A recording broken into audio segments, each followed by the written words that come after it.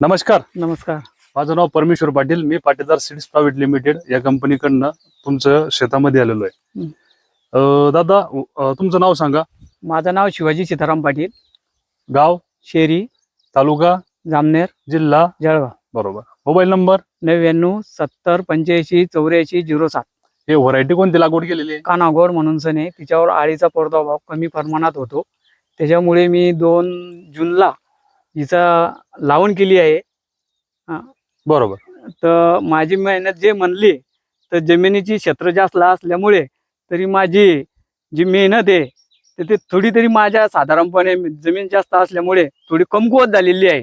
जमिनीचं क्षेत्र कमी असतं तर ही जे वाण आहे हे वाण अजून दुप्पट न राहिलं असतं, कारण माझ्याकडे 20-22 एकर जमीन आहे. पूर्ण शेत जमीन कपाशीच लावलेली आहे.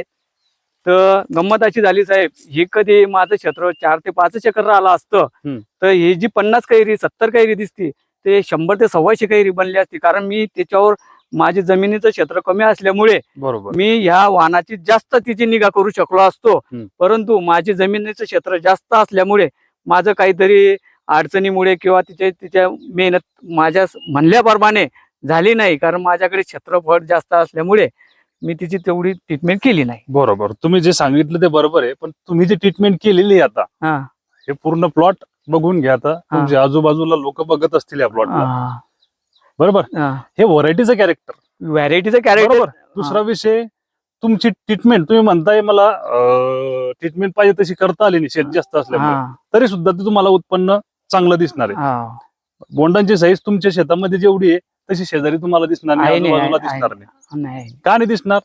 हे व्हरायटी आपण अर्ली सेगमेंट मध्ये बनवलेली आहे. याच्यावरती बोंडाईचा अटॅक सुद्धा कमी राहतो. नाही, आम्हाला बी आढळून आली नाही ना, कारण भरपूर शेतकऱ्यांनी शेतात पाणी केली. शेतकऱ्यांना बोलावलेलं होतं. त्यांनी म्हणायचे की बोंडाळी आहे का, बोंडाळी आहे का. तुम्ही मला कॉल केला होता. मी तुम्हाला काय बोललो होतो की म्हटलं येणार नाही.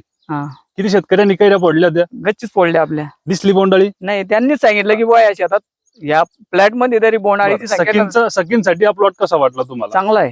सकींचा अटॅक येतो का? नाही. रोगराईला काही बळी पडला? नाही. बरोबर. आता तुम्हाला सांगा, कैरीची साईज कशी वाटते? चांगली ना, चांगली ना, चांगली आहे ना बोल साईज? हो. बरोबर. किती कैरी असतील आता साधारणतः? हिला 70 ते 75 कैरी असेल. बरोबर. तर आता तुम्ही शेतकऱ्यांना काय मेसेज देसाल? की हेच सांगू ना की जे आपल्याला जे उत्पन्न देणारं वाहन आहे तेच लावा. आपण थकवू बी कमी, कारण आळीचा प्रादुर्भाव कमी प्रमाणात होतो. आपल्याला फवारणी सुद्धा कमी मारावं लागते, मेहनत पण कमी करावं लागते आणि उत्पन्न ज्यादा भेटतं. बोंडाळी येणार नाही म्हणून. बोंडाळी त्यानंतर 5 पाकळीचं बोंड असल्यामुळे 5 पाकळ्यांचे बोंड आहे.